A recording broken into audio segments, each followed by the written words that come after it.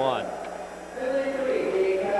The next event is the men's 200-yard breaststroke. You can see a qualifying time 2:01:40. Lane 2, Greg Sarbeck of Nebraska. Lane 3, Dave Papp of Missouri.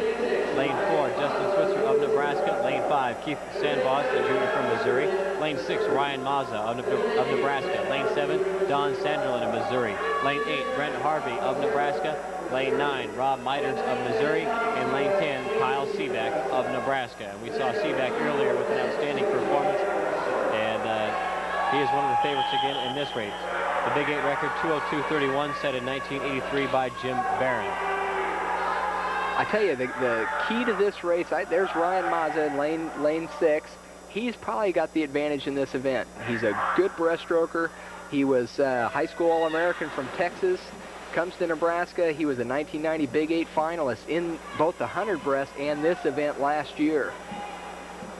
This is Ryan's chance to show what he can do, make that Big 8 traveling team, and set himself up for another 1990 finalist. Also want to point out that here in the States they swim yards. Many people are familiar seeing the Olympics and the World Championships. It's all done in meters. That's the European format. In America, they swim yards. Well, they swim yards, and on top of that, you know, we talk about the NC2A as being a fast meet. I think it's a good case can be made that it is the fastest meet in the world. It's faster than the Olympics. It's faster than any other meet. You've got swimmers from all over the world competing in a 25-yard pool. There's only 8 finalists. It is by far the fastest swimming event ever. There's Ryan with the lead going out to the 100.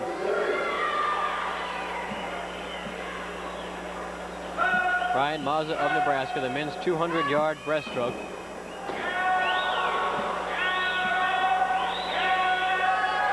You know, we talk about, I mentioned earlier that it is even faster than the Olympics. One of the reasons is it's so difficult to qualify. NC2A qualifying times are extremely tough. And U.S. predominantly has the best swimmers in the world. And as a whole, you see faster times at the NC2As than you do in the Olympic Games. So collegiate swimming in Nebraska, it speaks well to have a top 10 team like the University of Nebraska.